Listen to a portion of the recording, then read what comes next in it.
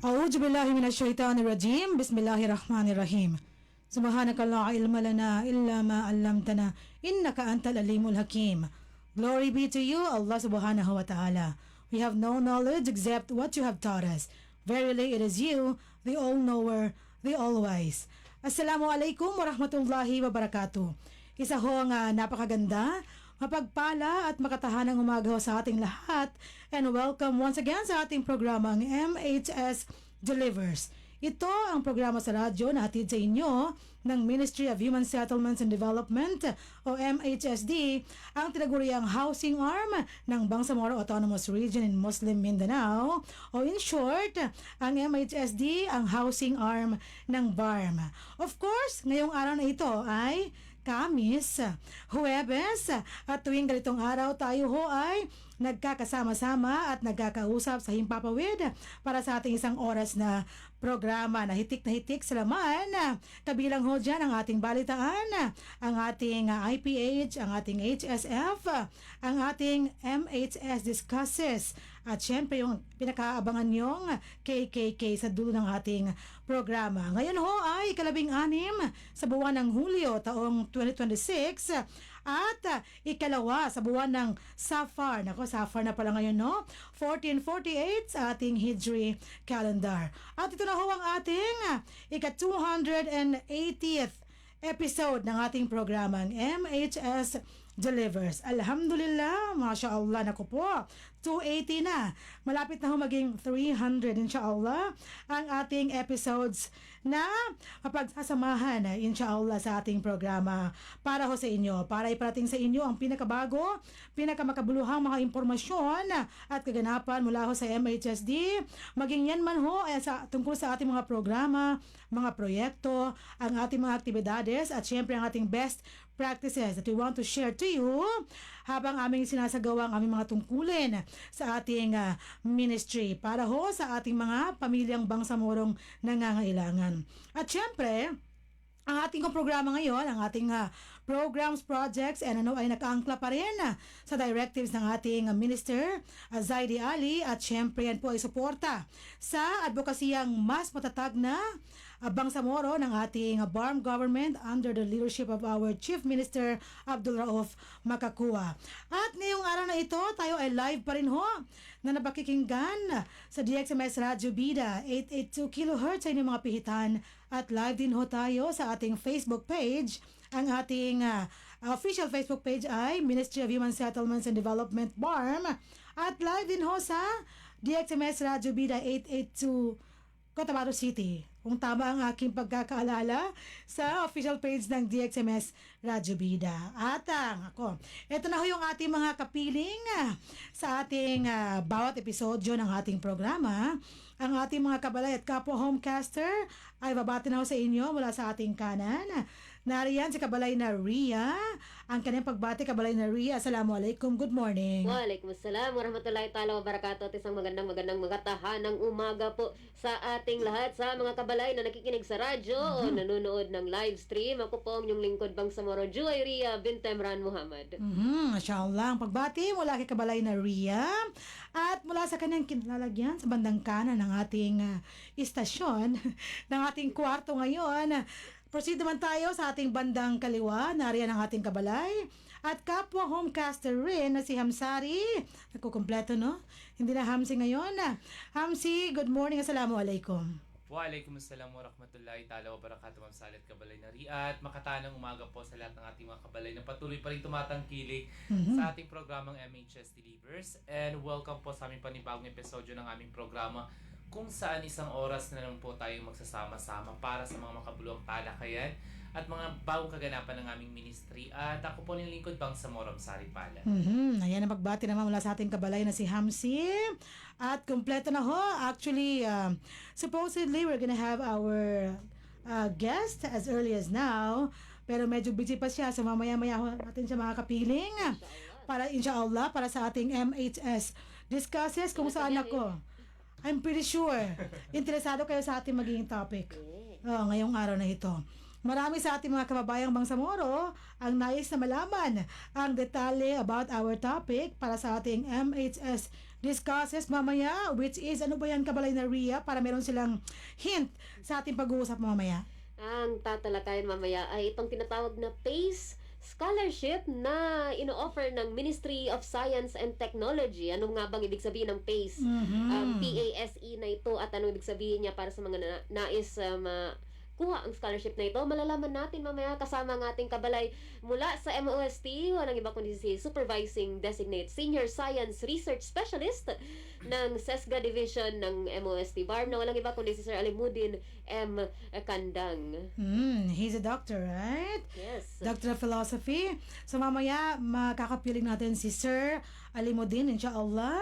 Ayuntayin niyo po yan, abangan ninyo ang ating nakuusapan mamaya para sa nag-aabang sa ating napakahalagang topic ngayong araw na ito para sa ating MHS discussion. But before that, let us have our very important patalastas patungkol ho sa ating affordable housing program sa MHSD.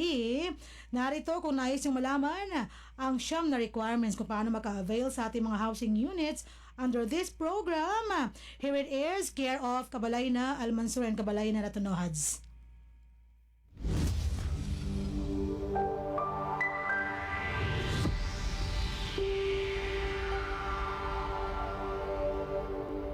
Nais niyo bang magsimula ng bagong buhay sa bagong tahanan? Lumipat sa bagong struktura at bagong komunidad?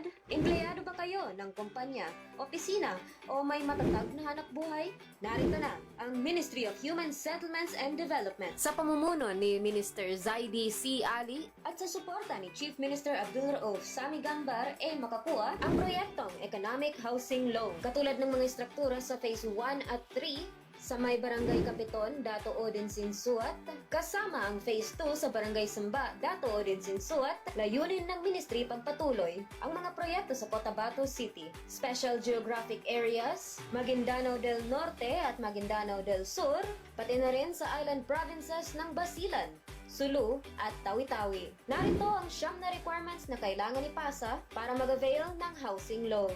Una, filled out housing loan application form. Pangalawa, Certificate of Employment and Compensation notarized. Pangatlo, kung may asawa, kailangan magpasa ng marriage contract. Kung hiwalay sa asawa, kailangan magpasa ng separation papers.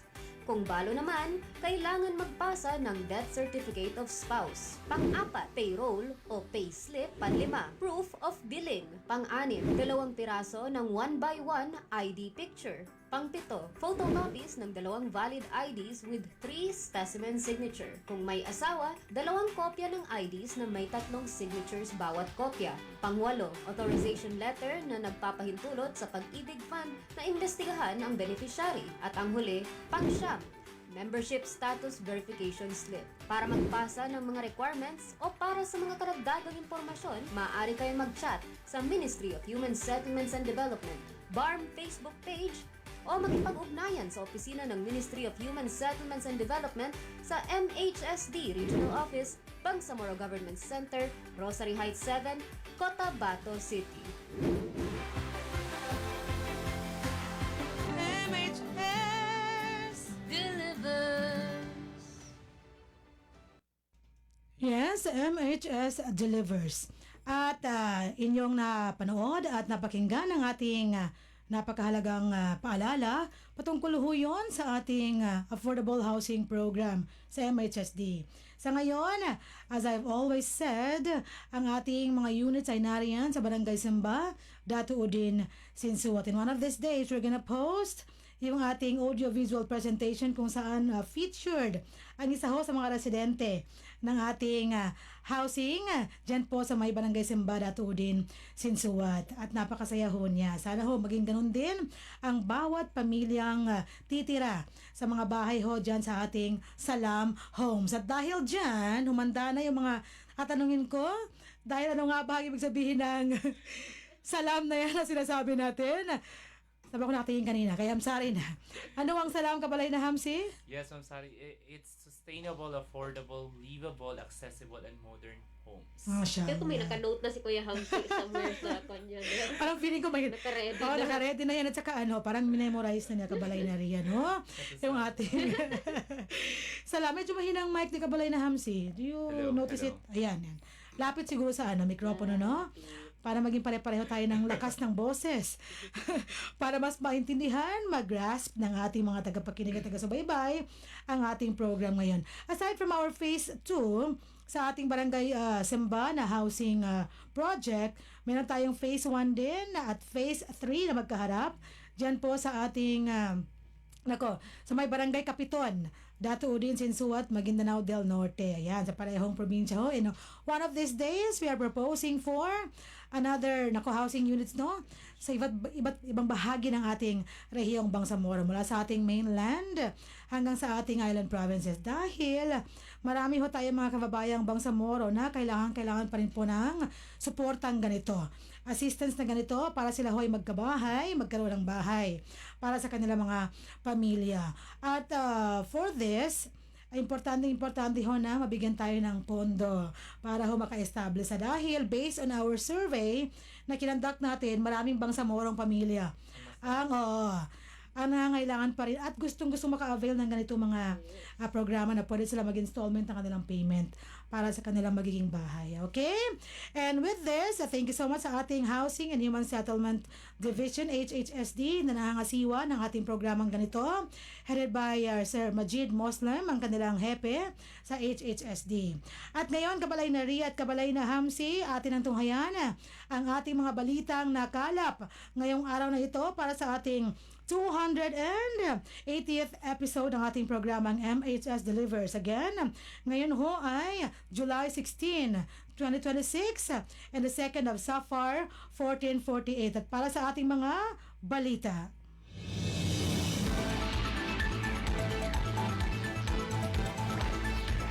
Ang ating headlines ngayong araw. MHSD iniharap sa MFBM ang panukalang budget para sa FY 2027 na pupondo sa mga pabahay, pagpaplano at mga alituntuning ipatutupad. MHSD sinuri ang kahandaan ng mga piling LGU sa Maguindanao del Sur sa pagbuo ng kanilang CLUP at ZO. Para sa detalye ng ating unang balita, MHSD iniharap sa MFBM ang panukalang budget para sa FY 2027 na pupondo sa mga pabahay, pagpaplano at mga alituntuning ipatutupad. Narito si Kabalay na Ria. Sa paniniwalang sa kabila ng matatag na pamayanan ay maingat na binalangkas na budget, matagumpay na napatagumpayan ng Ministry of Human Settlements and Development, ang MHSD, ang housing arm ng BARM, ang technical budget hearing noong ika-13 ng Hulyo 2026.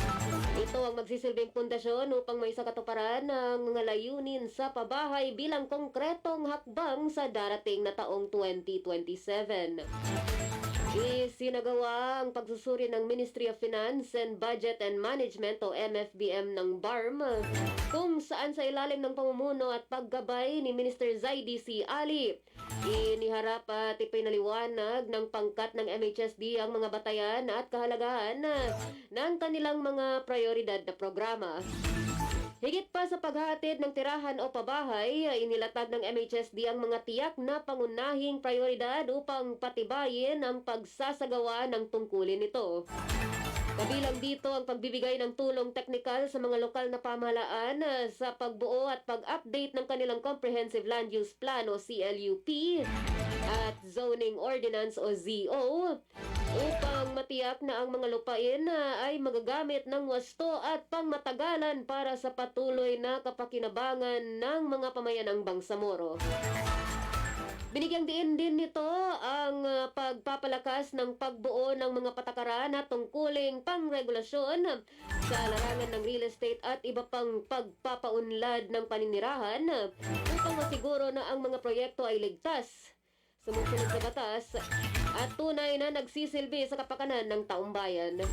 Nagpahayag ng pasasalamat si Minister Ali sa MFBM na pinangunahan ni Attorney Rahma D. Sanglitan, CPA at Director 3 ng Bangsamoro Budget Office o BBO ng MFBM para sa makabuluhang pagsusuri at paggabay. Muling pinagtibay ng MHSD ang paninindigan nito sa pagiging bukas, may pananagutan at matalinong paggamit ng pondo ng bayan habang naglilingkod sa buong lipunang Bangsamoro. Pagkatapos ng pagdinig, agad na tumawag ng pagpupulong si Ministro Ali sa Regional Conference Room ng MHSD upang talakayin ang mga susunod na hakbang tulad ng mga plano ng pagkilos o action plan, mga kinakailangang pagbabago o revision, at ang paghahanda at pagsusumite ng mga hinihinging dokumento. Ang mga pagsisikap ng ministry ay naayon sa sumusuporta sa adhikain ng pamahalaan ng BARM para sa mas matatag na Bangsamoro na isinusulong ni Chief Minister Abdul Rauf A. Makakua. Para sa mapayapang pamahay at maunlad na pamumuhay, ako po ang inyong lingkod Bangsamoro, Joy Ria bint Emran Muhammad, nag-ulat.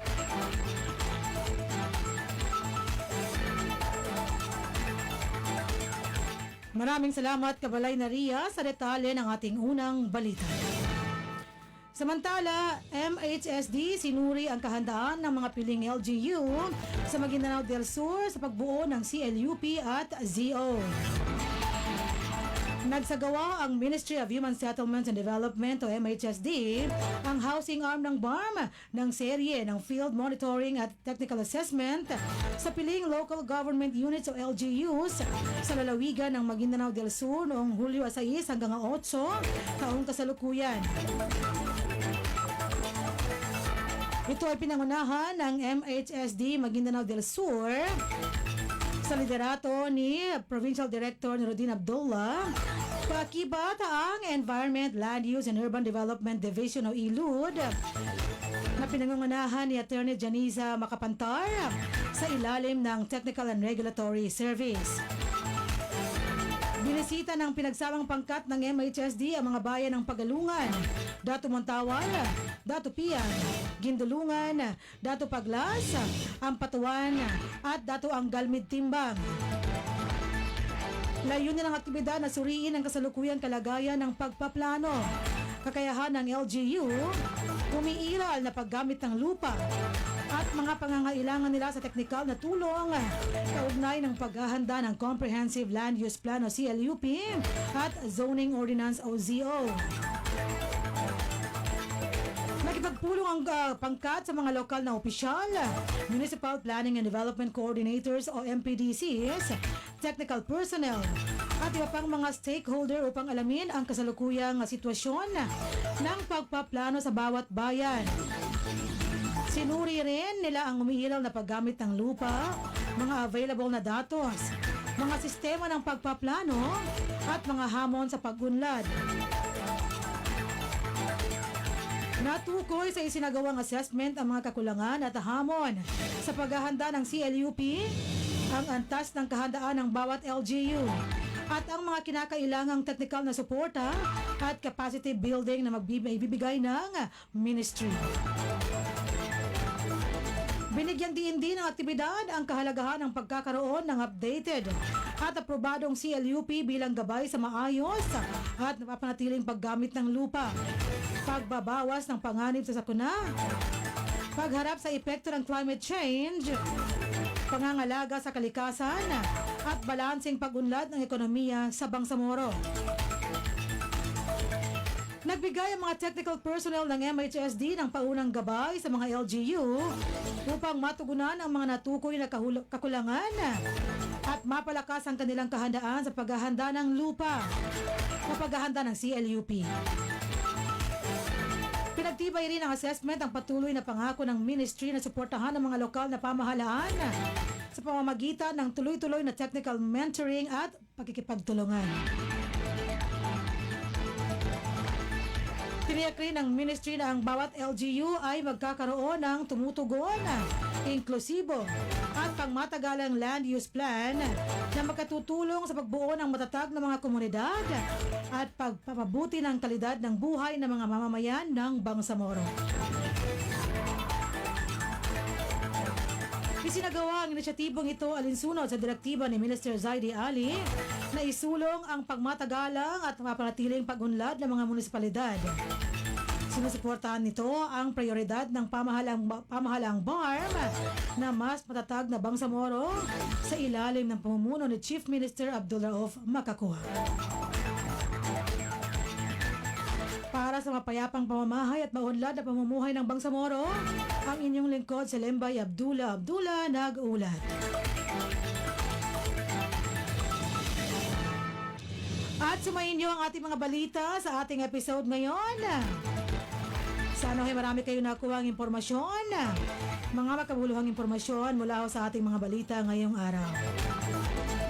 At magbabalik tayo para sa ating IPH, ang ating HSF at ang ating MHS discusses pagkaraan ng ating maikli subalit napakahalagang paalala patungkol ho sa ating resettlement housing program sa MHSD. Kabalay na Almansor Datonohas, please take it away. Mga biktima ng hidwaan, kapitan, kalamidad, mga internally displaced persons o IDPs, mujahideen at kanilang pamilya, at indigenous people.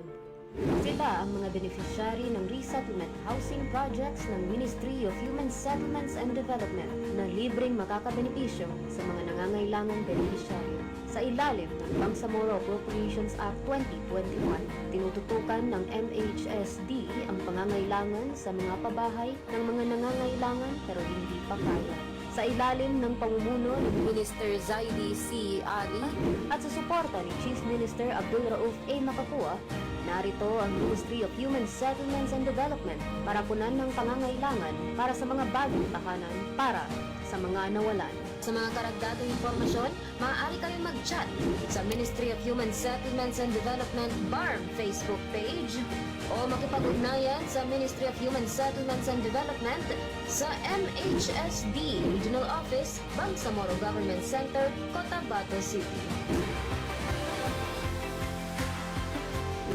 MHS Delivers. Yes, MHS delivers at yan ho ang ating napakahalagang paalala patungkol naman sa ating resettlement housing program sa MHSD. Kung saan sa ngayon, ang ating total housing units ay nasa 6,171. And based on our accomplishment report na binigay sa atin, nakuha ho natin, nasa 2,007 housing units na ho ang ating nakumpleto at na-award sa ating rightful beneficiaries. At yan po ay ating na itanghal during our technical budget hearing noong July 13. Kabalay na Riyat, kabalay na Hamsi, no? Congrats! Yes, mashallah, alhamdulillah. Nako, parang hindi pa muna congratulations na. Congrats sa natapos Oo, yung sa activity. natapos natin yung activity. At marami pa tayong yung mga binanggit natin. Busy ho yung ating team ngayon sa pag-aayos at pagkumpleto ng mga kinakailangan pa mga dokumento, kabalay na Riyat, kabalay na Hamsi. Para ho finally, malaman na natin kung magkano ba ang ating approved budget for 2027. Insha'Allah. Ayan. At dahil dyan, tayo ho ay magpapatuloy na. Nako, ito na ho ating one of our most awaited parts ng ating program, ang ating IPH. Ano nga ba ang baong trivia ng ating kabalay na si Ria para sa ating episode ngayong araw na ito? Kabalay na Ria, ibigay mo na yan sa amin. Yes, so ang ating impormasyong pambahay at hanap buhay ngayong araw na ito ay kaugnay ng sunod-sunod na tag-ulan tong nakalipas. And I believe sunod-sunod pa na tag-ulan inshallah sa ating hinaharap. Pero isa rin na babala, kumbaga. Dahil sa kasunod ng malakas na tag-ulan ay posibleng bigla ang pagbaha. Tama yan. At ang biglaang pagbaha ay karaniwang nilalarawan sa pamamagitan ng matinding pag-agos ng tubig pagkatapos ng malalakas na ulan, pagbagsak ng dam, o biglaang pagdaan ng tubig sa dating tumigil na daanan na pumupunit sa mga ilog, mga kalye sa lungsod o mga kanyon sa bundok na tumatagos sa lahat ng nasa daanan nito. That's right. Ang matarik na lupain ay may posibilidad na mabilis na magtipon ng runoff sa mga sapa, yes. at kadalasang isang salik na nag-aambag ang mga pagbabago sa mga katangian ng lupa, gaya ng mga lugar na nasunog mula sa mga sunog sa kagubatan. Yan yung kaingin. Yes, mga lupang hydrophobic o hindi agad na umiinom ng tubig. Okay. Hindi Okay. o hindi tinatablan ng tubig, pag-aalis ng mga halaman sa ibabaw ng lupa at labis na runoff mula sa mainit na ulan sa mga yelo naman na lugar ay maaari ring maging mahahalagang contributor. So, mga safety warnings din always, lagi nating bantayan ang ating kung may data, lagi nating bantayan ang ating mga government officials, ang BARM ready, laging nakatutok po sila sa ating flash flood warnings at lagi silang handa sa ating mga evacuations. Tama. Marami na po silang kumbaga na rescue or na evacuate ng mga kabalay nung panahon na grabe talaga yung pagbaha Totoo nung yan. lakas ng agos ng ulan. At sa kasamaang palad, malaki po ang posibleng kawalan kapag maabutan kayo ng baha, kapag maabutan ng inyong mga pabahay ng baha. Kaya lagi po Mga tanim natin. mga tanim natin, mga gamit natin. Kaya lagi po tayong maghanda ng ating mga go bags o kung saan nakahanda na ang lahat ng mga pinakamahalagang gamit na madaling madala sa sa mga emergencies. Madaling madala at pinakakailangan. Pinakakailangan for mga survival. dokumento, pera, mga mahahalagang mga brilyantes. Ay, tama naman talaga yun. Yung mga diamond. Actually, yun, nung Oo, mas mahal nag-interview yun. tayo ng ating mga beneficiaries sa I believe Banubo? Barangay Banubo. Was it Banubo? Ang isa sa mga beneficiaries doon is hinihingin sa namin, may pictures ba sila dati ng dating lang bahay or kahit mga hindi rin documentary, mga yung pictures lang God na kinukuha mo sa albums. Baseline, no? Natangay daw lahat ng baha sa dati nilang pabahay. Actually, Dahil binahang lugar yung Banubo, Barangay Banubo. nasa hazard prone area ng yung dati nilang bahay. Kaya laking pasasalamat nila na ngayon kahit sa bago nilang bahay, elevated konti. So kahit na magtaas konti ang tubig, hindi naman ganun naabot kalalim, ang bahay nila. Correct. Inshallah. So alhamdulillah, yun po yung hangad ng MHSD at kaya importante din po ang ating mga CLUP para sigurado po kami na yung mga pagtatayuan ng mga pabahay ay malayo sa ating hazard areas or at least na may preemptive measures na hindi sila masyado maapektuhan Totoo yun, sa hazard yes. areas. So, That's ayun right. po ang ating impormasyong pambahay at hanap buhay. At least, at sa larangan ng safety, sa sunod na segment po namin. Yes, that's right. Thank you, Kabalay na Ria, sa ating napakahalagang trivia ngayong araw na ito para sa ating IPH. At syempre, yun yung kahalagahan ng pag-integrate ng SIDRA.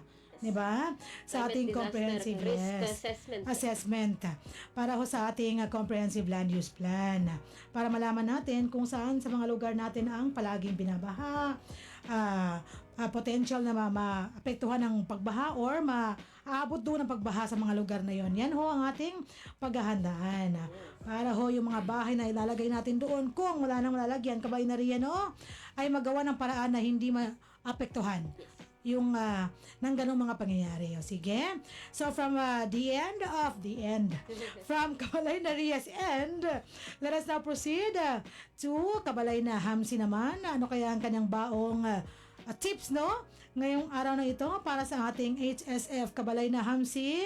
Ibahagi mo na yan sa amin. Yes, Ma'am Sally, at makatanang umaga po ulit sa ating mga kabalay. At para sa ating segmentong Health and Safety First, Best Health is Our Greatest Wealth, ating pag-uusapan ang National Infection Prevention and Control Week. Yes. Isang kampanya na nagalayong palakasin ng kamalayan ng publiko tungkol sa kahalagaan ng pag-iwas sa pagkalat ng mga infeksyon at nakakaawang mga sakit. Bagamat unti-unti na tayo nakakabangon ng mundo mula sa COVID-19 pandemic, na nanatili pa rin ang iba't ibang mga sakit tulad ng trangkaso, TB, dengue, hepatitis at iba pang mga infeksyon maaaring makaapekto sa ating kalusugan. Kaya naman mahalagang ipagpatuloy natin ang mga simpleng gawaing nakakatulong upang maprotektahan ang ating sarili, pamilya at komunidad. At sa Bangsamoro at sa buong Pilipinas, ang pag-iwas sa infeksyon ay nagsisimula sa bawat isa sa atin. Ang simpleng pagsunod sa tamang kalinisan, malaking hakbang upang mapanatiling ligtas at malusog ang ating pamayanan. Narito ang mga paraan upang makaiwas tayo sa infeksyon. Unang-una dyan is ugaling maghugas ng kamay. Maghugas ng kamay gamit ang sabon at malinis na tubig nang hindi bababa sa 20 segundo, lalo na bago kumain. Mm. Pagkatapos gumamit ng 20 seconds, ha? Yes, Ma'am Sally. Yun na po yung Parang pinaka-minimum 3 daw seconds po. na. Yun na daw po yung pinaka-minimum 20 seconds po bago tayo kumain. Uh-huh. Bago or pagkatapos gumamit ng palikuran, pagkatapos umubo or bumahing. Hmm. At pangalawa, takpan ng bibig at ilong kapag umubo or bumabahing. Gumamit ng tissue or ang loob ng siko bago upang maiwasan ang pagkalat ng mikrobyo. Hmm. Maling-mali po pala yung paraan ng pag naubo tayo, yung palad po natin, yung Oo, ginagamit ginaganyan. natin. Kasi minsan natatouch po natin yung ibang parte ng ating mga katawan na hindi natin namamalayan, which is meron na pong mikrobyo dun sa ating mga palad.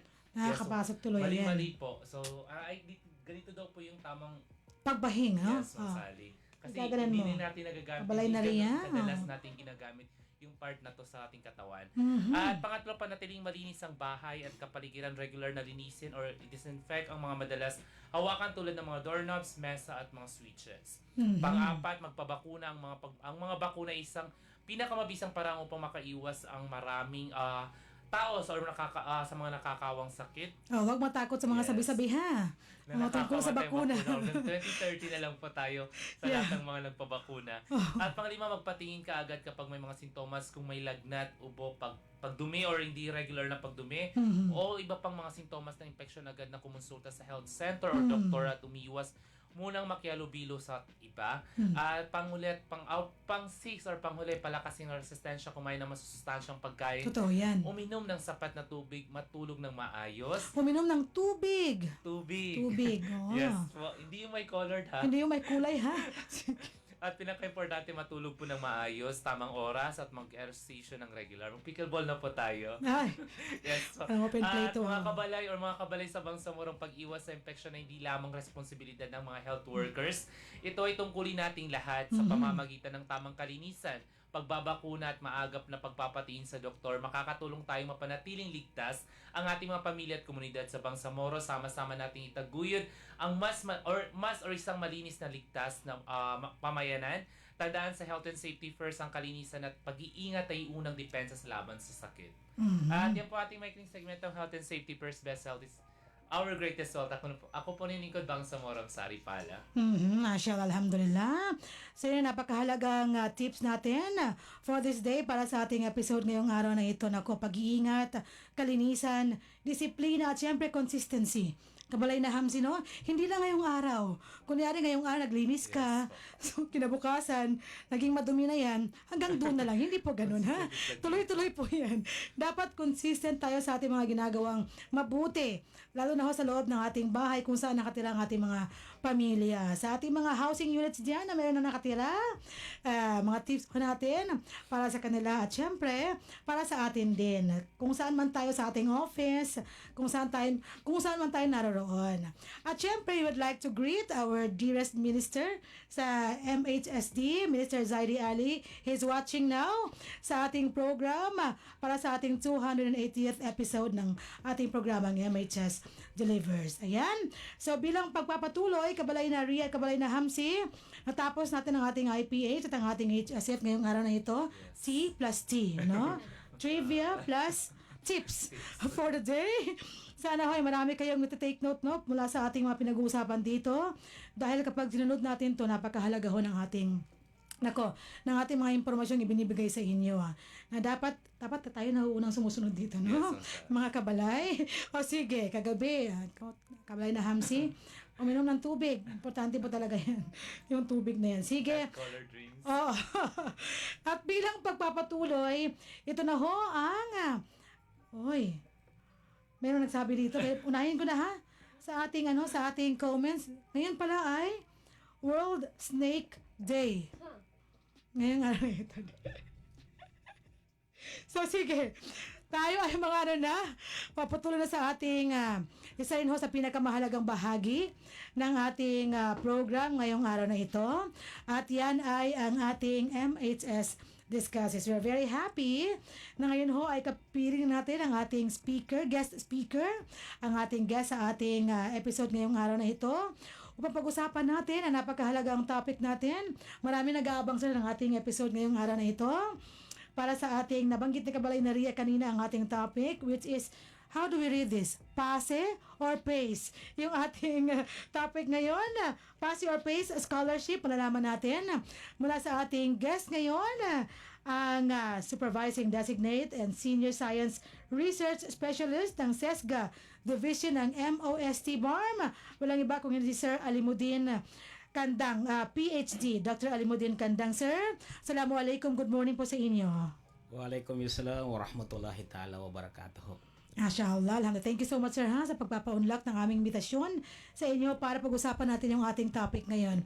Sir, how do we pronounce this? PASE or PACE? Either dito po, pwede rin po PASE. Yung iba po, di pronounce it PASE. Sa amin naman po, PACE na lang yung PACE po yung madalas na po namin dyan, pronouncement. Okay, sa PACE tayo. Kung ano ang ginagamit ng MOST, doon tayo. Yes po. Sige. So, PACE, scholarship. Pag narinig po ng bawat pamilya ang scholarship na ito, marami ho talagang nagkaka-interest, no? Dahil ito ay may kinalaman sa suporta para ho makapagtapos, no, ang mga nag-aaral na miyembro ng ating pamilya. So, might as well we have some information. Nako, no? Ito yung pinaka credible na makabigay sa atin ng impormasyon patungkol sa ating PACE scholarship. Sir, paki-introduce naman sa atin yung in a glance, no? Yung ating Ministry of Human Settlements, Ministry of Science and Technology. Ano ba ang mandato at function ng MOST? Maraming salamat po sa ating mga kapatid from the Ministry of Human Settlement and Development, ang tinaguriang the housing arm of the Bangsamoro Regions. Yes, sir. Of course po, alam po natin, nakikinig po ang ating mahal na minister po, Minister Zaidi Ali po. And then, of course, sa mga kawani po ng MHS din na nandito po ngayon sa istasyon, no? Maraming salamat po sa imbitasyon. At ganun po din po, binabati ko rin po ma'am ang aking boss, no, ang ating mahal na minister, Ministry of Science and Technology, Ma'am Bailing Issue Mantawel. And then of course ang ating boss, no, Dr. Rukaya G. Idris, kung saan siya po yung po natin, ang division chief po natin sa Science Education, Scholarship Grants and Awards Division, Okay. na nangangasiwa po sa pagpapatupad ng scholarship program po ni MOST BARM. And then of course, binabati rin po natin yung ating mga kababayan po na walang pagod at masugid po na sumusubaybay sa programang ito po ng ating ministry. And then of course, ang ating may bahay, no, kung sigurado po tayo na siya po ay nakikinig o sumusubaybay po sa programang ito. Sa tanong po na yan, ma'am, no, bibigyan po natin ng summary, no, yung mga mandato po ni Ministry of Science and Technology. So alhamdulillah po, sa kasalukuyan ang Ministry of Science and Technology ay patuloy po na nagpapalawak ng mga programa at serbisyong naglalayong mapaunlad ang agham, teknolohiya at inobasyon po sa Bangsamoro Regions. Okay. Gayon din po, patuloy po natin isinusulong ang mga scholarship programs, capacity buildings para po sa mga guro at kabataang Bangsamoro. And then po, yung research and development initiatives po natin. And then other programs like technology transfer na ini-implementa po ng ating ibang division sa MOST, na kung saan po ito po ay naglalayon, no, na mapabuti ang kalidad ng edukasyon at kabuhayan ng ating mga kababayan sa Bangsamoro Regions. Inshallah. And then tayo naman po ma'am, Sir Hans, no, lubos nang naniniwala na ang maayos na pagpapatupad ng mga programa na may kaugnayan po sa science and technology, innovation, of course, and research, development ay isa po ito siya sa mga pundasyon, no? Totoo yan. Pundasyon po ito ng isa tinatawag na sustainable development po sa ating mahal na Bangsamoro Regions.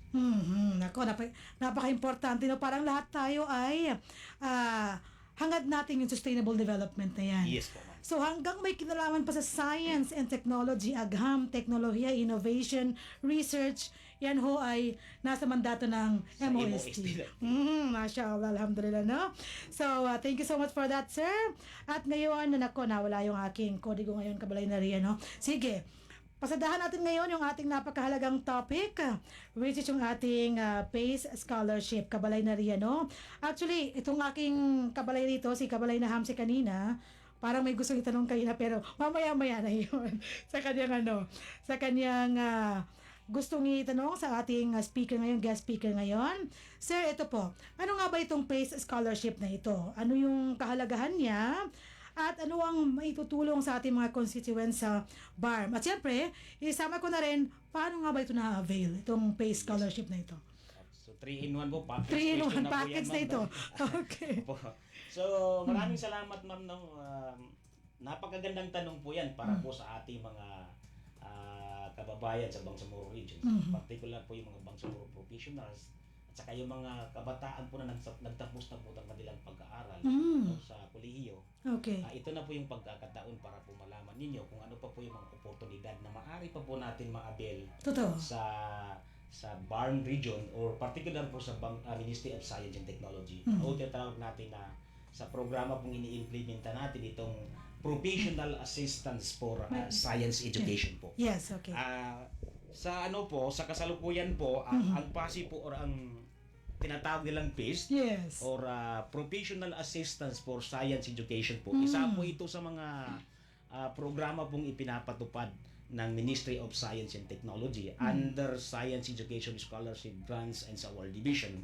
Ito pong program na ito para sa mga Bangsamoro professionals na nais po magpatuloy ng masters or doctoral studies po nila sa mga priority fields po na under po sa science and technology. Or in short po, ang mga kurso po na napapaloob dito, ma'am, sir, ay dumaan po sa masusing pagpili kung saan nagkaroon po tayo ng consultation sa mga different ministries in BARM region na kung saan po ay humingi po tayo ng tulong sa kanila para malaman kung ano nga bang mga mga kurso ang pwede po nating i-offer para sa ating mga kababayan at nang ito po ay makatulong sa iba yung pang-udlan ng ating mahal na Bangsamoro Region. Yes, sure. Then ito po, itong programa na ito ay may layunin po na makapag-produce po tayo ng maraming Bangsamoro experts sa larangan po ng research, Totoo. sa larangan po ng innovations. At of course, yung mga educators po natin, lalo pa pong mapabuti ang kanilang skills sa pagtuturo po ng science and technology or yung mathematics. Kasi alam po natin, ma'am, sa panahon po ngayon medyo nasa mababang level po ang rank po ng ating mga kabataan pagdating po sa NAT, National Achievement Test. Totoo yan, sir. Particular Yes. sa science and mathematics. So para po matugunan yung mga problemang kinakaharap na ito, kailangan po nating magpatupad ng mga programa, makaproduce po tayo ng mga Bangsamoro professionals na eksperto po sila sa larangan ng agham, teknolohiya, and then matematika or mathematics po. And then sa scholarship program na ito, ma'am, nagbibigay po tayo ng package financial assistance po. So, siyempre pa po, ang mga kabataan po na pwedeng mag-avail dito o yung mga professionals po na pwedeng maka-avail dito. Of course, una-una po dyan, isa sa mga nilagay po natin na kwalifikasyon ay residente po sila ng BARM. Okay. Na hindi po lalampas or hindi po bababa ng 6 na buwan pataas po. At least 6 months po na being resident po ng BARM ay pwede na po silang mag-apply. Yes. Of course po, sila po ay mayroon ng admission or notice of admission sa mga eskwelahan or kolehiyo po na kanilang papapasukan. Required na admitted ka na. Dapat po level 3 accredited yung mga schools po na papasukan nila. Maging yung mga kurso ay dapat po nasa level 3 na po yung mga kurso na kanilang kukunin diyan. Level 3. And then of course po, ang mga kurso po na kukunin nila, ma'am, ay napapaloob doon sa mga science and technology related courses na identified po ni most BARM bilang resulta po ng ating ginawang consultation sa different ministries and private agencies po dito sa BARM region. And then kasali na po diyan yung academic standing po niya ay dapat po maganda, wala pong mga bagsak na of course grado. Kailangan i-ensure, and then ito pa po, nakapaloob po doon na dapat vertically aligned po. Halimbawa po ako, kung ang natapos ko po ay secondary or agriculture, dapat po kukuha ako ng masters or PhD na related po sa agriculture Farming para system. Yeah. vertically aligned po siya at may ensure natin yung tinatawag na yung magkaroon po ng Bangsamoro professional or expert po sa larangan ng agriculture. Totoo, sir. Kasi Oo. master nga eh. Yes po, kasi Ah.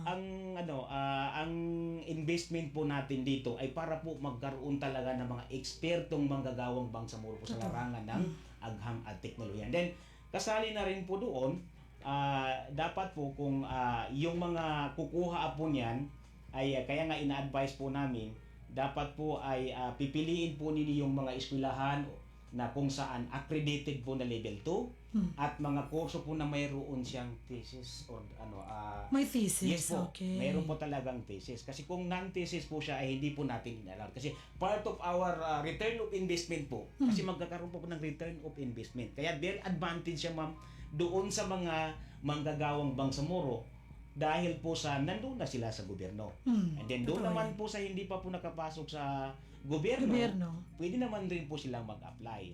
But be sure po na yung mga kurso kukunin natin ay vertically aligned po sa natapos po natin na kurso. That's Kung halimbawa, Bachelor of Secondary Education, major in Mathematics or Science, dapat MS in Mathematics Yeah. or Science rin po ang Truth. kukunin natin. Correct. Hindi po pwede dito, yung tapos ka ng halimbawa, Information and Technology, kukuha ka po ng MS in Agriculture dahil mismatch po Napaka- na natapos. Malayo lang. Mawawalang saysay po yung perang yung investment po ni BARM dun sa pag-aaral po natin. Dahil ang bawat kwalipikado or qualified na mag-aaral aplikante ma'am ay tatanggap siya ng 26,000 pesos bawat buwan. 26,000. Yes po. Malaki-laki na. 130,000 po per semester.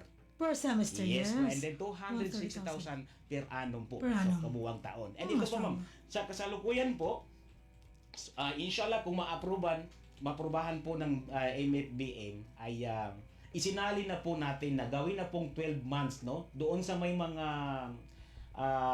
nakalagay po sa prospectus sila, mayroon po silang summer class, pwede na po natin, gawin na po na ginawa na po natin 12 months na po ang kanilang tatanggap. Plus, yung package po na research as assistance po sa kanila. Sana maaprubahan yun, no? Meron na po Inshallah. para hindi na po mamroblema.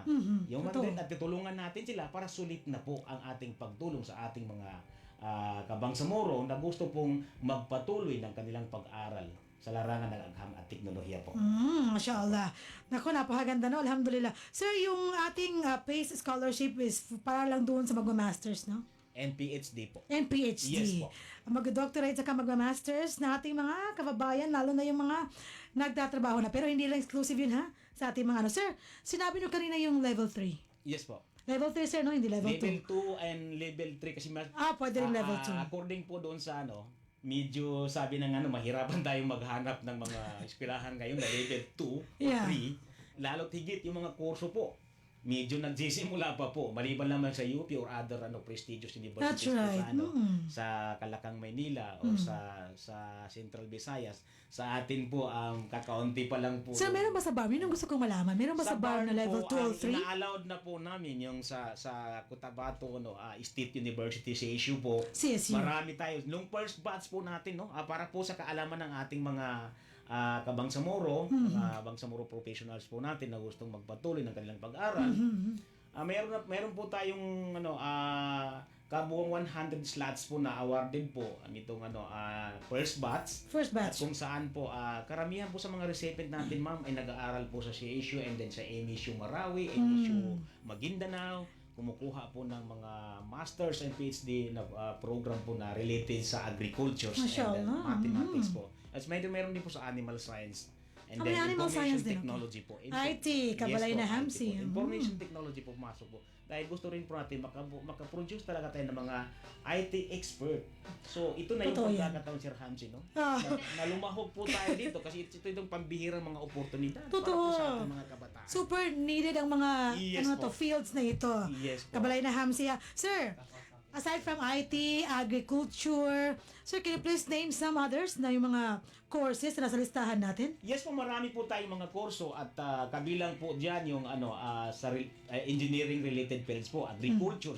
Pasok, And HSD. then sa education po, allowed po tayo dyan sa MS in Mathematics, MS in Science, Biology, Physics, then Chemistry. Mashallah. Then, pinayagan na rin po natin pati yung MS Psychology kasi kailangan din po natin yan. Yeah.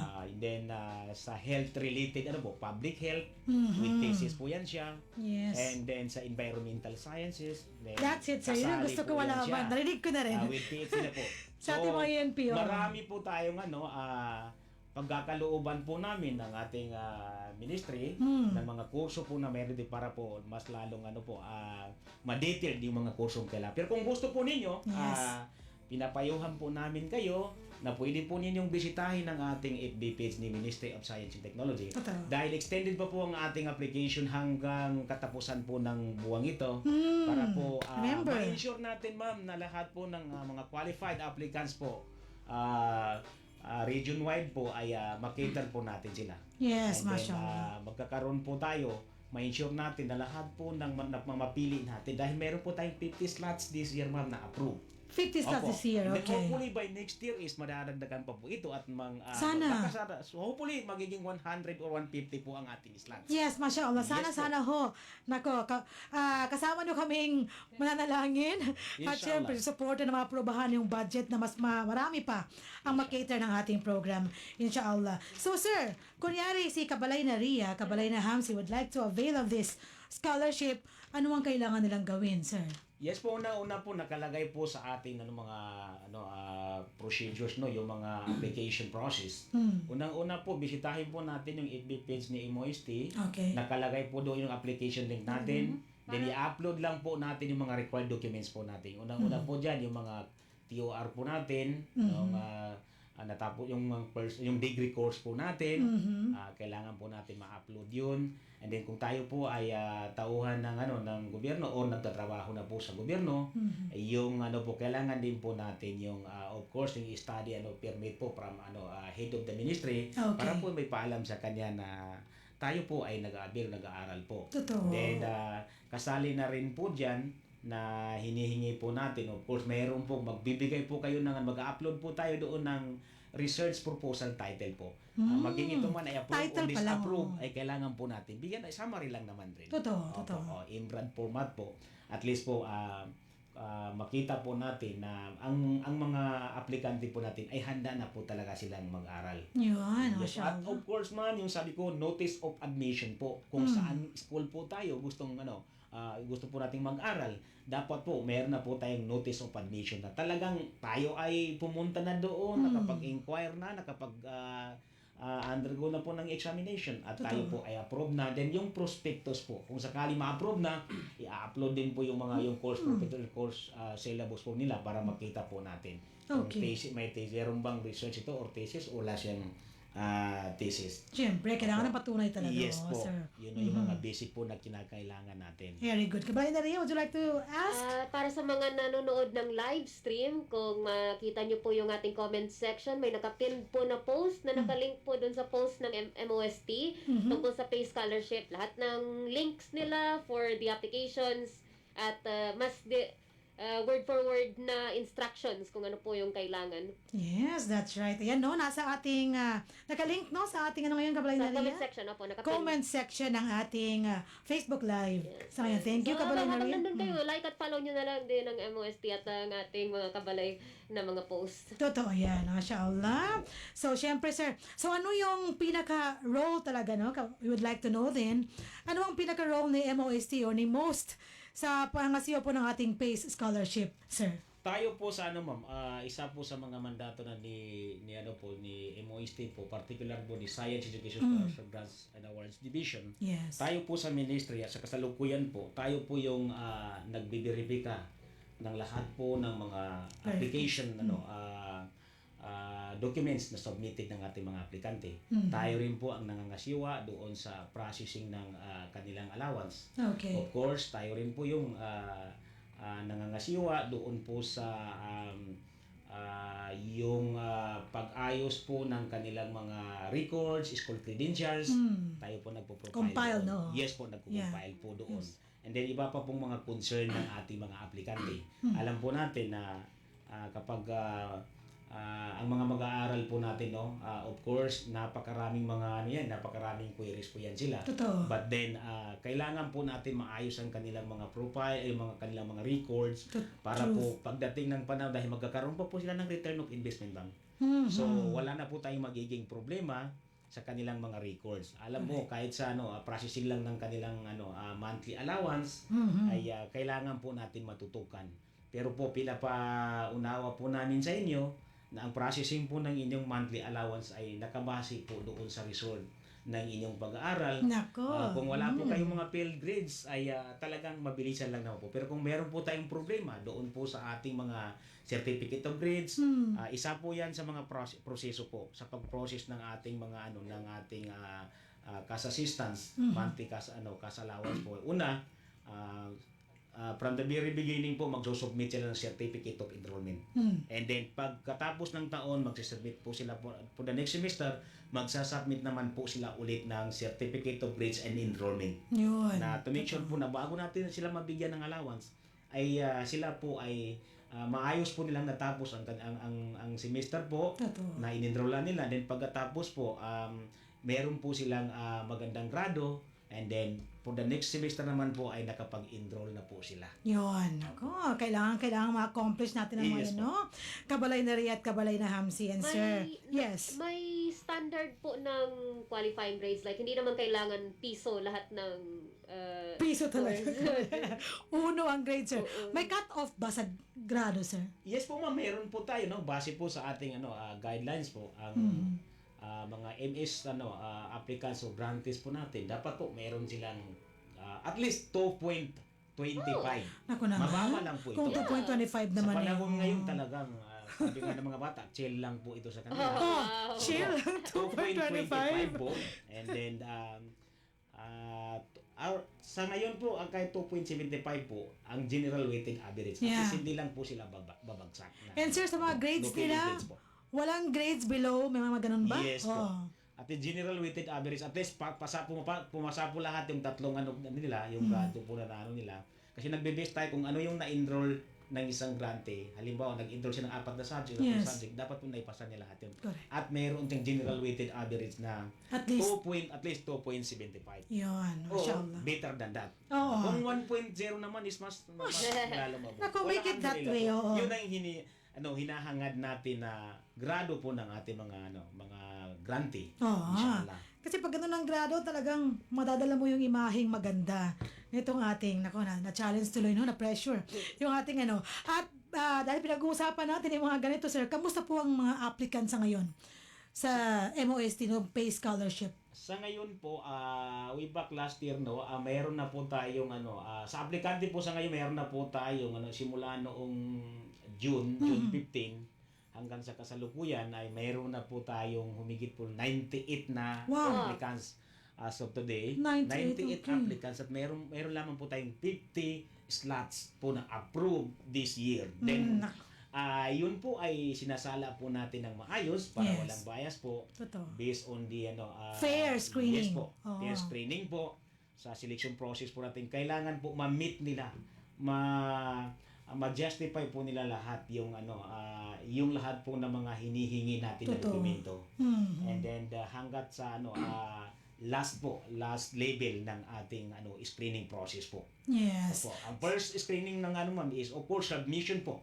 Complete submissions Documents. of all required documents. Yep. Then verification then validation po na gagawin po ng ating RTEC Regional Technical Evaluation May Committee. verification ha? Under Yes. po sa SISGA divisions. Mhm. And then pagkatapos na verify po natin na magso-shortlisted na po tayo. Once shortlisted po kayo, Mhm. ipapatawag na po namin kayo for oral oral Interview? Yes, Yes. interview. Mhm. And then lastly po is magkakaroon silang presentations ng kanilang research na Wow. isubmit doon.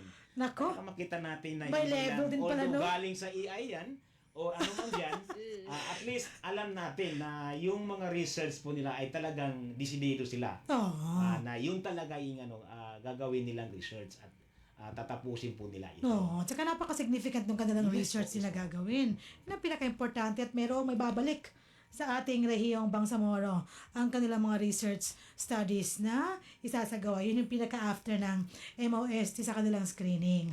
At Kabalay na Hamsi, would you like to ask? Meron kaya tang gustong itanong kay Sir before tayo nag-start kanina. Sige na, pagkakataon mo. Go. Mamaya na. O sige, parang gusto nang i-offline Wow. yung kanyang katanungan. Mamaya sa sige. Kasi kumusta niya yung application niya. Baka naman. Sige. Pwede po. Actually, encouraged ka ni Sir. Actually, sa ating pag-uusap kanina, no? And I think, Sir, yung ating mga proseso, yung essence ng scholarship, ano ang dapat na gawin, ay klarong nakuha natin from Sir Alimuddin Cabalay Naria, no? Oh, yes. Ma-appreciate ko din na nag-offer ng MOST sa kahit anong kurso na basta align sa bachelor's That's right. degree mo. Like, hindi siya limited sa science and technology, kumbaga. May kinalaman pa rin sa May kinalaman essence. Yeah, Yeah. pero Opo. like, Oh, mas science and wide. technology related courses po as identified po. Ang based lawak po. ng technology. Yes Oo. po. Doon base po doon sa resulta ng ating ginawang konsultasyon sa different ministry. Inulit ko lang po. Yeah, yeah. Yun po yung mga kurso ngayon na ino-offer po natin sa ating mga kababayan para po masigurahan, matyak po natin ng mga kurso na yun ay mapapakinabangan po ng ating rehiyon pagkatapos nila. Dahil meron magkakaroon po sila ng return of investment. Yeah, that's right, Sir. Yes po. Hindi basta-basta yan. Ako na pagkatapos mo mag-aral, pumunta ka ng ibang Yes po. Tinakasan po Oo. tayo. Hindi po Tinakasan. pwede yung ganun. may kontrata po yung Yes, pagbalik po. natin pagkatapos ng ating pag-aaral. O, sige. So, Sir, aside from this space scholarship na program ng MOST, ano pa yung mga ibang mga programa at mga aktibidades that our constituents may look forward to from MOST? Alhamdulillah po ma'am, so sa kasalukuyan, marami po tayong mga programa na ka-pipeline po sa ngayon na kung saan mapapakinabangan po ng ating mga kabataang Bangsamoro. Hindi lamang po doon sa mga professionals, no? Kabilang po dyan yung tinatawag na BASI o BASE, Bangsamoro May base. Assistance for Science Education po. Ito po yung ma'am scholarship program po para sa mga undergraduate Ayan. studies natin. Oh. Hinihintay Yung ko mga rin. kabatapos, sikat po talaga ito. Totoo. Dahil itong based na scholarship program po natin. Alam po natin, pang second batch na po ng ating graduates, no? Masya At Allah. nakita po natin, ma'am, no, na hindi po lalampas ng 20 hanggang 4 na po ang mga Latin awardees po natin na nagtatapos. Totoo, Sir. Then, Tama sa yan. ngayong taon po, first batch po ng ating graduates naman ng based merit. Maaring magtaka po ang ating mga kababayan, mga kabataan, ano po itong base at saka based merit. Ang base po ay typical po na mga basic applied science na basic courses lang po na related po sa science and technology. Okay. Kagaya po ng BS in Agriculture, BS in Fisheries. Pero ang ginawa po ni Ministry of Science and Technology para po matulungan yung ating ang ibang ministro po, kagaya po ng MAFAR, na meron po silang kinalaman sa sa fisheries and agriculture. Nilagay po natin yung BS fisheries sa base merit po para po mainganyo yung mga kabataang Bangsamoro There you go. na kukuha po ng kursong may kinalaman po sa fisheries dahil malaki po ang kanyang allowance ng 20,000 po. Oh, diba? Ang base po ay meron siyang pag tayo po ay qualified applicants ng base scholarship ay tatanggap po sila ng 8,000 per month. May kabuuan po na 40,000 per semester with a total of 80,000 per annum. Malaking tulong na yan, At, Masya ang Allah. base merit naman po ay Apply ko ba? 20,000 po per month. Yung Dahil base. yes po, dahil ang mga kurso po dito sa base merit ay mga highly technical courses po, There you go. identified highly technical courses na kung saan kadalasan po ay makukuha lamang po doon sa Kalakang Maynila or Central Visayas po. Kaya inisip po natin ang kanilang pamamalagi doon, dapat malaki ang magiging allowance po Totoo. nila. Kagaya na po ng petroleum, BS in Petroleum Engineering, Wow. BS in Chemistry, Maritime Engineering, Naval, BS in Naval Engineering, Aeronautical Engineering, Wow. at forensic, even yung forensic, Pati forensic? Yes po, sinali na rin po natin yan. Hmm, Then other Masya Allah. highly technical courses po. Para dito mainganyo sa- rin yung mga, Yes po, dito sa magkaroon tayo ng ganon. Ang alam ko sa ating, petroleum jelly. Yes po, yes po. Ating Then Masya Allah. kasali na rin po dyan ma'am. Sa base and base merit po, Oo. tandaan po natin, mayroon po ito yung tinatawag na competitive qualifying examination po. Mag-undergo po sila ng after verified po yung applications nila, every beginning of the school year po, usually po nagsisimula tayo January po ang ating advocacy hanggang po sa January. March, no? And then magkakandak na po tayo ng qualifying examination. At nagtap po sa doon sa conduct of a qualifying examination, nagtap po tayo ng exam provider. Ito po yung Okay. si People's Dynamics po. Yeah. Para po The same din sa... yes, sa hindi po bias ang application. resulta. Tama. At yung reliability po is talagang ma-ensure natin na authentic po yung ginawa nating screening po doon sa ating mga aplikante. Yes. And then kabilang na rin po diyan yung yun yung regular program natin, ma'am. Meron din po tayong DISASI, Bangsamoro Special Assistance for Science Education. And then Mujahideen Assistance for Mashallah. Science Education po. Ito po ay wala na siyang qualifying examination dahil ito po ay buong puso po iniaalay doon po sa mga anak ng ating mga mujahideen, mga kapatid mo ng mga mujahideen na kung Mashallah. saan po sila ay nag-alay ng dugo, no? Pawis, no? Buhay buhay, po oh. para magkaroon tayo ng new political entity. And then para po mabigyan, makilala po ang kanilang struggle, pagsisikap, ay nagkaroon din po tayo ng programa ito kung saan ang source of fund naman po ay TDIF ng ating mga There you go. ministers na kung saan nag-alay po, nag-alat po sila ng kanilang pondo dito. So Yes po, yun ang Those are kaibahan TDF. po. Yung base merit po, regular program po yan ni Ministry of Science and Technology under SISCA Division na mayroon po siyang qualifying examination. Yung BISASI at saka MES po Miss. ay galing po ang pondo sa ating sa TDI po ng ating mga mahal na minister, no? And then Parliament. meron pa po tayong TDIF, PACE TDIF. Ito naman po ay kahalintulad din ng PACE regular. Yeah. Pero ang source of fund nito, ma'am, ay nanggagaling din po sa ating mga minister. That's right. Yes po. And then TDIF. kasali na rin po dyan, yun po yung sa scholarship na program, no? Kasali na rin po dyan yung Science Teachers Capacity Development. Kung saan po yung mga Pa-training. elementary, junior and senior high school teachers po natin na nagtuturo ng science and mathematics ay kinakapacitate po natin sila. Nag-undergo po sila ng enhancement training po. Mashallah. Spiral training po sa science and technology. Kung saan tinatap po natin ng Philippine Science High School para po sila yung mag-train po, magiging Talagang resource person po PSH, natin. ha? Alam Sige. po natin ang Bisay po, no? Oo. Sikat po sila sa larangan po ng agham at teknolohiya. Totoo. Lalong-lalo sa pagtuturo. Hindi po natin sinasabing hindi marunong magturo ang ating mga kaguruhan. Hindi po Pero ganun, po, yes. yung mga science po, yun po talaga ang field nila. Yes. So, para po mas lalong mapabuti ang kapasidad, no? Kakayahan ng ating mga kaguruhan sa farm na nagtuturo po, maging sa elementary, junior high school, and senior po. Senior, yeah. Meron pong capacity development training po para sa kanila. And then Mashallah. research and development grants. Doon po sa research and development division po natin, meron po silang mga research grant po para po sa mga institutions na kung saan ay magaling po sila sa research or nag-submit po sila ng mga research sila. Pinupunduhan po ito. Kabilang po ito sa mga pinupunduhan ni MOST o Ministry of Science and Technology. Worthy of Meron po knowing. tayong mga innovations program, ma'am. Nandyan po yung ating isang division doon. Yung Science and Technology Innovation po. Advanced Science and Technology Innovation po. Kung saan pinamumunuan po ng ating kapatid si Sir Ibrahim Panalangin. Yun naman po lahat po ng mga innovations dahil alam po natin na ang mga Bangsamoro ngayon marami na po silang na-innovate, no? Yeah. Marami na pong magaling sa innovations. Totoo yan. And then of course kasama na rin po dyan yung community-based technology interventions natin. Under po sa isang division natin yung Science and Technology Services. Kung Interventions na ito. meron pong mga inventions, mga research po na kailangan po nating mapatent, meron po tayong intellectual property, no? Yeah, IPR. Rights po na ibinibigay na assistance po sa kanila para po magkaroon sila ng ownership doon sa mga inventions o Totoo research po nila. Kasi ang problema ngayon, ma'am, meron tayong na-invento, pero Iba nawawala po yung property natin, yung ownership kasi hindi po natin inaasikaso yung IPR nito po. Totoo yan, sir. Dapat Oo. mapatent ito para sa pangalan natin at tayo po ay makilala din po na yung ang BARM po ay meron palang mga inventors sa Totoo. BARM and then of course researchers. Kasali na rin po dyan yung mga science promotion activities natin.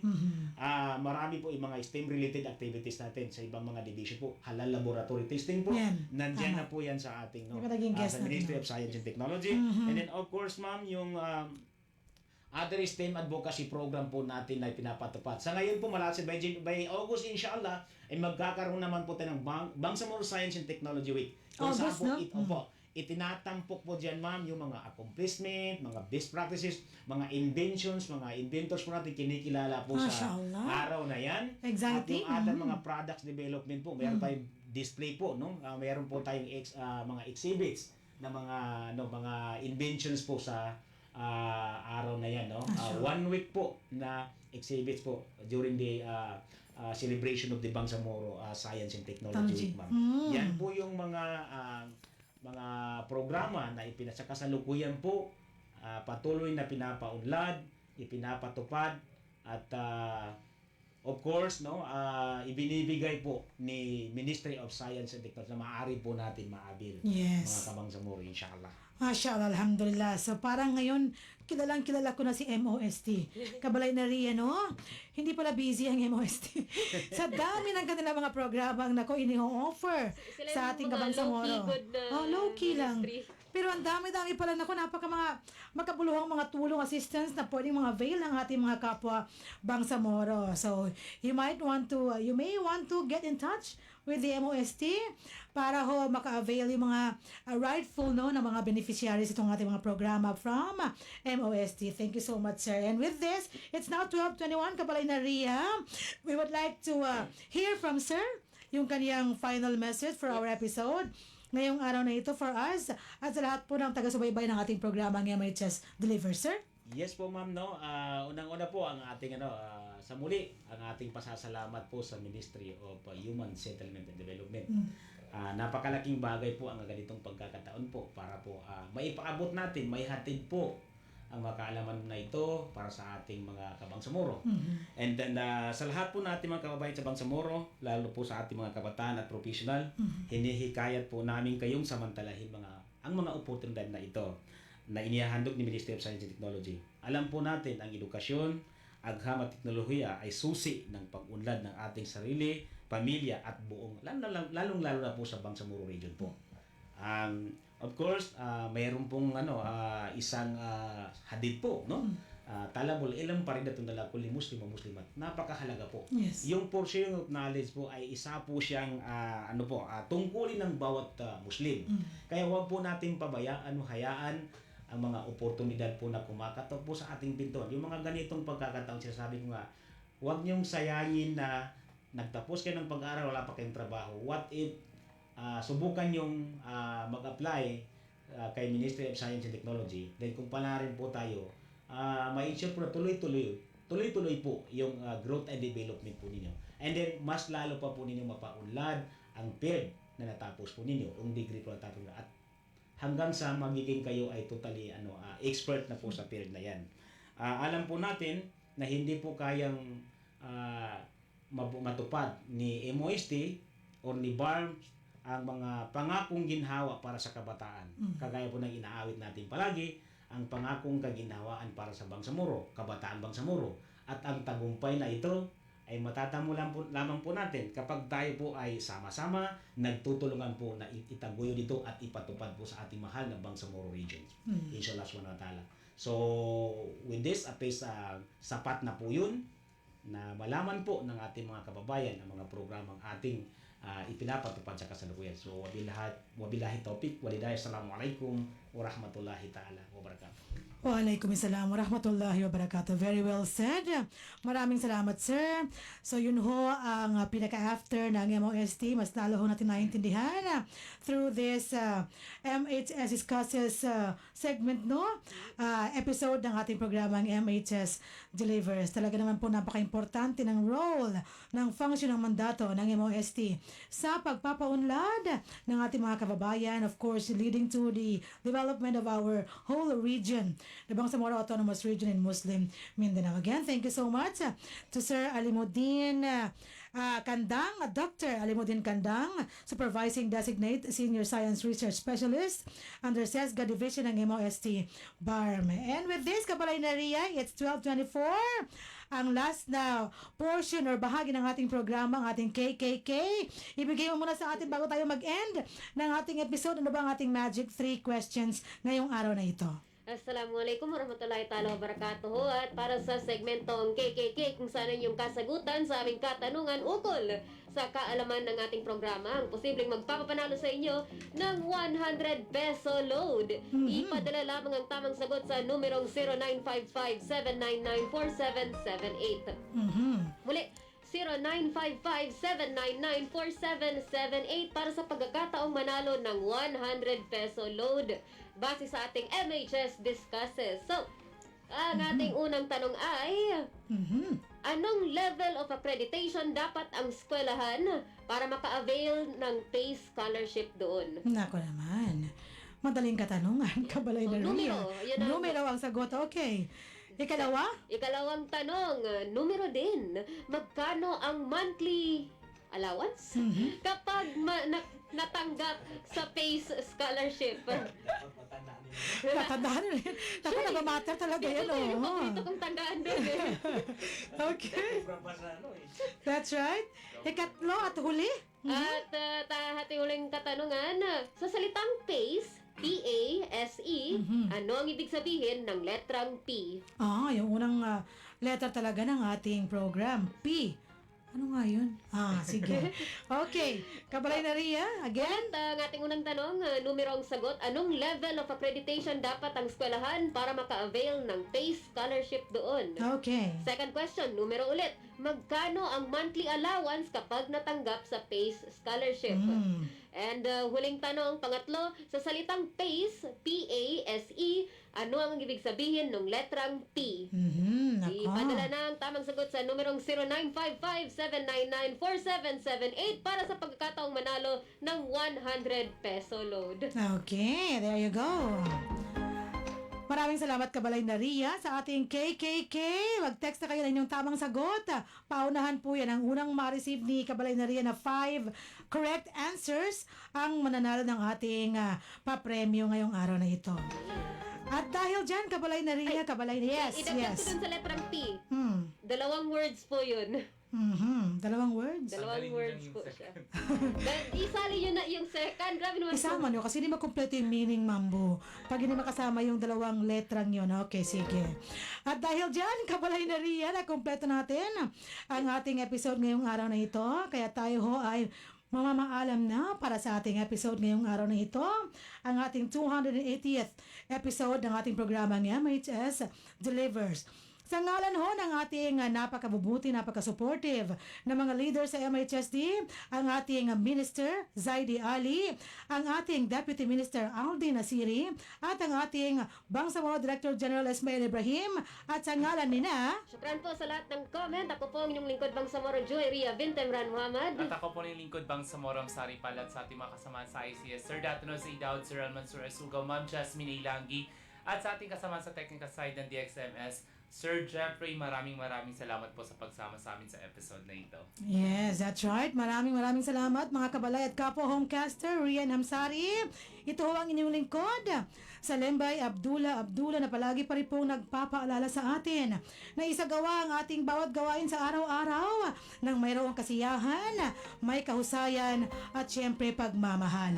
At gabay ang ating mga hashtag na hashtag trabaho ko, ibada ko, hashtag work with excellence and perfection, hashtag our home, our dream, and hashtag building community, building umma. Wabillahi taufiq wal hidayah, with all that comes all success and guidance. Kami ho ay nagpapaalam na at palagi pa rin bumabati sa inyo ng Assalamualaikum warahmatullahi wabarakatuh. Sumainyo ang programang MHS Delivers mula sa inyong mga kabalay na tagapagbigay impormasyon ukol sa mga tulong at serbisyong teknikal, pabahay at hanap buhay para sa bawat pamilyang Bangsamoro. MHS Delivers sa pamumuno ni Acting Minister Zaide C. Ali at sa liderato ni BARM Chief Minister Abdul Rauf A. Makakuwa. MHS Delivers. Ang mga pananaw at opinyon na ipinapahayag ng mga tagapagsalita at mga panauhin sa programang ito ay hindi sumasalamin sa polisiya o posisyon ng himpilang ito.